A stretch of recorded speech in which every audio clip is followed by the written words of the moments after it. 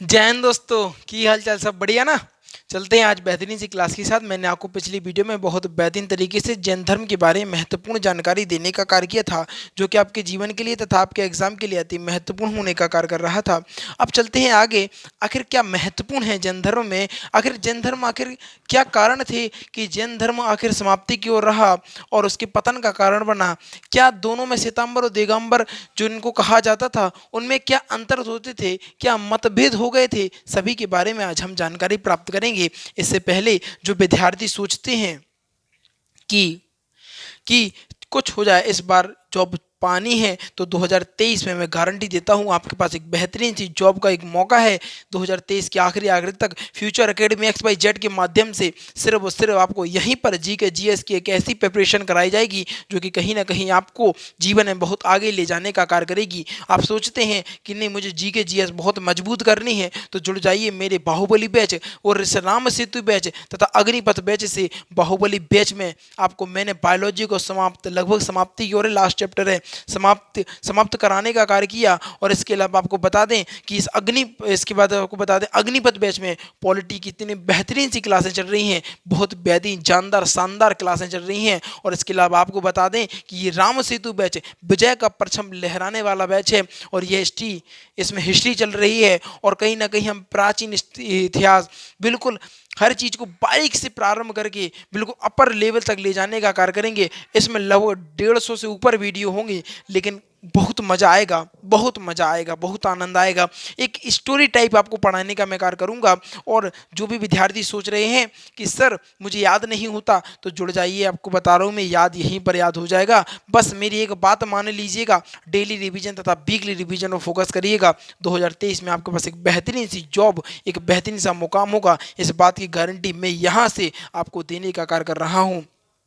आप यदि देखो, आपको एक बात बताना चाहूँगा, जब आप कहते नहीं है कि जीवन एक संघर्ष से भरा होता है, कोशिश करती रहनी है, क्योंकि कोशिश करने वालों की हार नहीं होती, ये तो आपने सुना ही होगा। तो कोशिश करना पड़ेगा, जीवन में आगे बढ़ना पड़ेगा। देखो, रेस में आप अकेले दौड़ने पर कब जीतेंगे, लेकिन दौड़ना तो पड़ेगा ना।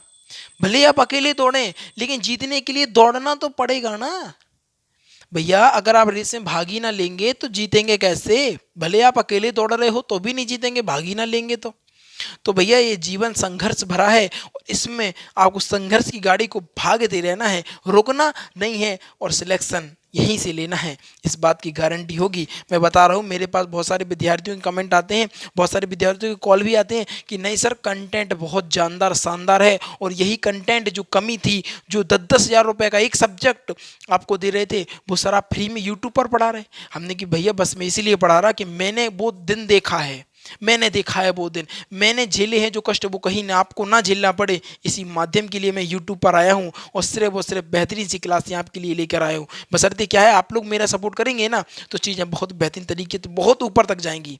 और सारी चीज़ें मैं फ्री में कराऊंगा, मुझे कुछ पैसा नहीं चाहिए, मुझे कोई पैसा नहीं चाहिए आप लोगों से, है ना। चलते हैं सीधा टॉपिक पर। आज का टॉपिक क्या कहता है, प्रमुख जैन मंदिरों के बारे में आज हम बात करेंगे। क्या प्रमुख जैन मंदिर क्या थे, सभी के बारे में आज हम वार्ता करेंगे। आप समझिएगा, यहाँ पर मौर्य काल में मथुरा का जो जैन मंदिर था वो प्रमुख केंद्र था, मैं आपको पिछली वीडियो में बता चुका हूँ। ठीक है, तो इसमें तो कुछ समझाने वाला है ही नहीं। तो कोई केंद्र था, कोई संस्थापक था। तो पहले क्या था, मथुरा का जो जैन मंदिर जैन धर्म का प्रमुख केंद्र माना जाता था। जैसे अभी आपको बता दें, परीक्षाओं का केंद्र इलाहाबाद को माना जाता है, यानी इलाहाबाद का नया नाम क्या है, जल्दी बताओ, जल्दी से कमेंट करके बताओ, इलाहाबाद का नया नाम क्या हो गया है। यहाँ पर देखो, कर्नाटक की अगर हम बात करें, कर्नाटक में चामुंड शासकों ने गोमतेश्वर का जैन मंदिर बनवाया, जिसे हम बाहुबली का मंदिर कहते हैं। और बाहुबली वेश तो हम पढ़ रहे हैं, हमें खुद पता है कि बाहुबली वेश कितना जानदार शानदार है ना। तो यहाँ पर देखिए, कर्नाटक में जो शासन करते थे वो थे चामुंड शासक, और गोमतेश्वर का जो मंदिर इन्होंने लोगों ने ही बनवाया था, और जिसे बाहुबली मंदिर का नाम देने का इन्होंने कार्य किया।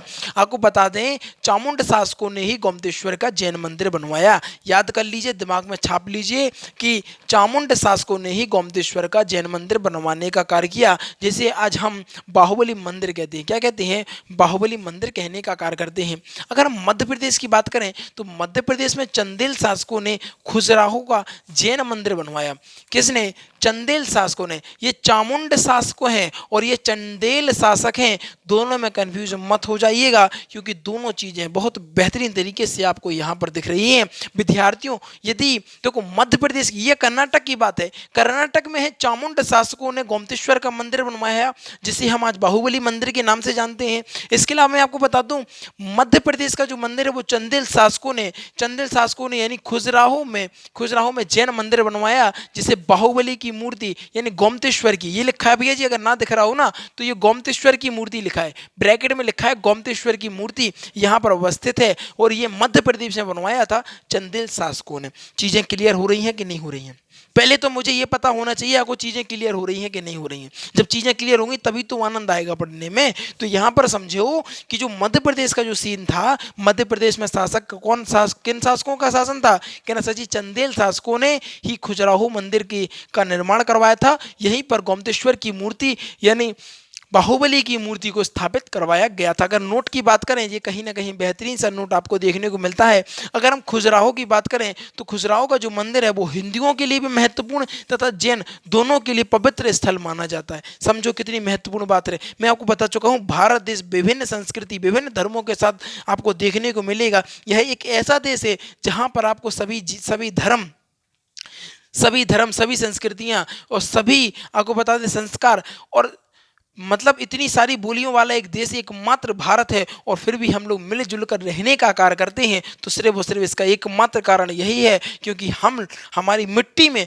वो दम है जो कहीं ना कहीं हमें आगे बढ़ाकर तथा साथ में रहने में मदद करने का कार्य करती है। यहाँ पर देखिए आप खजुराहो की अगर बात करें देखो क्या है, सभी धर्म किसी ना किसी लिंक द्वारा जुड़े हुए हैं क्या। अब यहाँ पर देखो खजुराहो की बात करें तो खजुराहो के लिए हिंदुओं के लिए भी प्रमुख स्थल है जबकि जैनों के लिए भी प्रमुख स्थल है क्योंकि खजुराहो में चंदेल शासकों ने एक गोमतेश्वर की मूर्ति को अवस्थित किया था और हिंदू तथा जैन दोनों के लिए एक पवित्र स्थल माना जाता है जो कि खजुराहो की बात होती है। यहाँ पर अगर दो धर्म मिल गए हैं तो ऐसा नहीं है कि दो ही हैं, यहाँ पर तीन धर्म आगे देखो। जबकि अजंताएं की गुफाएं यानी अजंता में बौद्ध धर्म जैन धर्म तथा हिंदू धर्म तीनों के लिए पवित्र माना जाता है। अगर भैया यहाँ पर एक धर्म की बात नहीं तीन धर्मों की बात हो गई। अजंता की गुफाओं में तीन धर्मों का उल्लेख आपको देखने को मिलता है, पहला बौद्ध धर्म, दूसरा जैन धर्म, तीसरा हिंदू धर्म। आ रही चीजें समझ में? ये तीनों के लिए पवित्र स्थल माना जाता था। जबकि खजुराहो की बात करें तो खजुराहो में सिर्फ हिंदू मंदिर तथा जैन धर्म हिंदू मंदिर हिंदुओं के लिए तथा जैन दोनों के लिए पवित्र माना जाता था। जबकि अजंताओं की अगर बात करें तो अजंताओं में बौद्ध धर्म जैन धर्म तथा हिंदू धर्म तीनों के लिए पवित्र स्थल माना जाता है। अगर हम राजस्थान की बात कर लें पॉइंट नंबर चौथे की तो कितना महत्वपूर्ण आप यह भी समझिएगा। देखो अगर हम बात करें कि राजस्थान का माउंट टापू मंदिर बहुत महत्वपूर्ण है भैया, बहुत महत्वपूर्ण है, लगा लेना, मैंने बता दिया, थप्पड़ा लगा दूंगा अगर ये वाला सवाल याद नहीं हुआ तो देखो राजस्थान का जो माउंट टापू की पहाड़ी पर दिलवाड़ा का जो प्रसिद्ध मंदिर है वो एक जैन मंदिर है। यहाँ पर देखो विमल शाह के अधिकारी वास्तुपाल तथा तेजपाल दोनों द्वारा बनवाया गया था। विमल शाह के जो अधिकारी हुआ थे एक का नाम वास्तुपाल तथा दूसरे का नाम तेजपाल हुआ करता था। विमल शाह किसके कहना सर? विमल शाह के अधिकारी जो थे विमल शाह के अधिकारी थे। एक का नाम दो अधिकारी थे जिसका नाम था एक का नाम वास्तुपाल तथा दूसरे का नाम तेजपाल हुआ करता था। उसी ने राजस्थान के माउंट टापू की पहाड़ी पर दिलवाड़ा का एक प्रसिद्ध जैन मंदिर का निर्माण करवाया था। और वो दो कौन थे कहना सर? एक थे वास्तुपाल और दूसरे थे तेजपाल। दोनों महत्वपूर्ण तरीके से आपको बता दें, ये वाला क्वेश्चन आपको बता दें 2018 में आरआरबी में पूछा गया, ये आरपीएफ में भी पूछा गया। ये पता ये फेवरेट क्वेश्चन है रेलवे के, तो भैया ये फेवरेट क्वेश्चन है, इनको तो याद कर ही लेना। क्या ये अगर आप सोच रहे हैं ना कि रेलवे में जॉब करने के लिए तो ये वाले क्वेश्चन तो जरूर पढ़ ही लेना, ये रेलवे के बहुत महत्वपूर्ण क्वेश्चन है। आपको बता दें एक बार और पढ़ लेते हैं। राजस्थान का जो माउंट टापू की पहाड़ी पर जो दिलवाड़ा का जो जैन मंदिर है वो विमल शाह के अधिकारी विमल शाह के अधिकारी वास्तुपाल तथा तेजपाल द्वारा बनवाया गया था। इसके बाद बात करेंगे आखिर दिगंबर तथा श्वेतांबर क्यों अलग हो गए, क्या कहानियां थी, क्या विवाद हुआ, इनके बारे में अब हम बात करेंगे। यहाँ पर समझिए श्वेतांबर एवं दिगंबर में अंतर क्या था, यहाँ पर समझिएगा। श्वेतांबर का कहना था, उनका कहना था इसके जो संस्थापक थे वह स्थूल बाहु थे। कौन थे? स्थूल बाहु। मैंने आपको पिछली वीडियो में बता चुका हूं कि श्वेतांबर के जो संस्थापक थे वो थे स्थूल बाहु।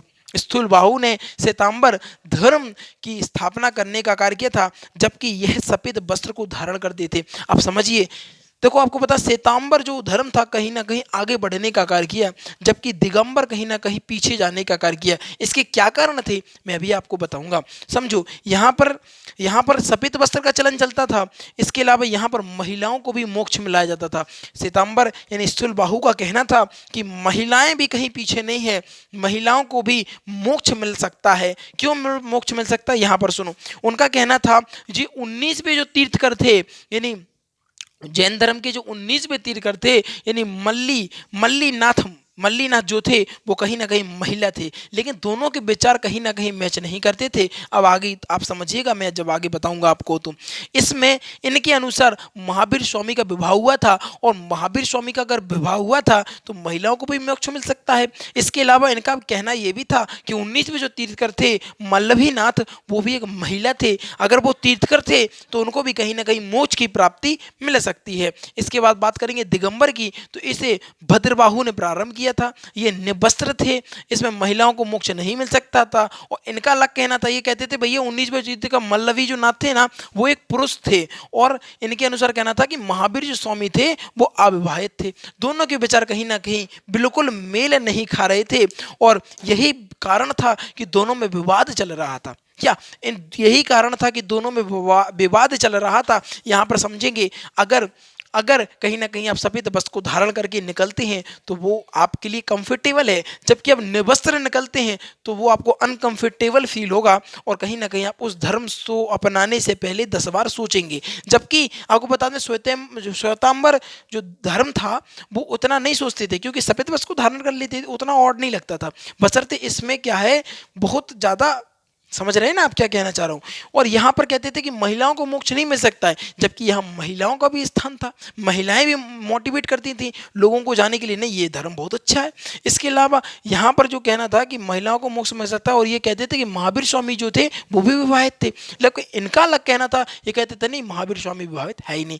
और आगने वाली वीडियो में हम बात करेंगे कि क्या कारण रहे कि जैन धर्म को पतन का कारण बना, जैन धर्म किस प्रकार पतन हो गया, सारी चीज़ों के बारे में कल हम वार्ता करेंगे। याद रखिएगा, जो विद्यार्थी, आज की वीडियो शानदार जानदार थी कि नहीं, पहले तो ये मुझे ये जरूरी है कि ये मज़ा आ रही कि नहीं, पढ़ने में मज़ा आ रहा कि नहीं आ रहा। देखो विद्यार्थियों, मैं आप लोगों के लिए बहुत मेहनत करता हूँ, बहुत मेहनत करता हूँ, सिर्फ एक मात्र के लिए कि आप लोगों का करियर कहीं ना कहीं बहुत बेहतरीन सा बन जाए, आप अपने जीवन में बहुत बेहतरीन सा मुकाम हासिल कर लें, और एक अच्छी सी जॉब प्राप्त कर लें, जिससे एक पिता की फिक्र फक्र में बदल जाए। मेरे लिए पता, मुझे कुछ नहीं है भैया, क्या मुझे कुछ नहीं चाहिए।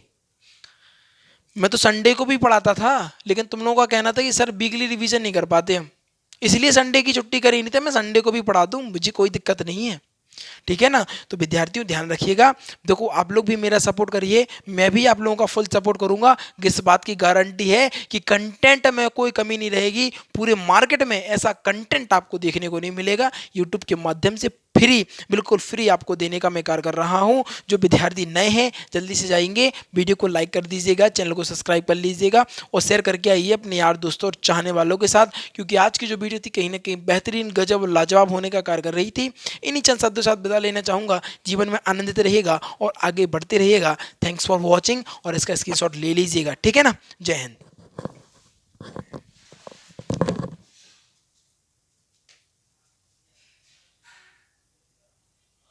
देखो, जो विद्यार्थी बिल्कुल बिल्कुल ध्यान रखना इस बात का, स्क्रीनशॉट लेने के बाद आपको इसके नोट्स भी बनाने हैं, ठीक है ना। स्क्रीनशॉट के बाद नोट्स बनाने हैं, नोट्स में बिल्कुल भी मक्कारी मत दिखाना। देखो विद्यार्थियों याद रखिएगा, ठीक है ना। वीडियो को समाप्त करते हैं। Thanks for watching.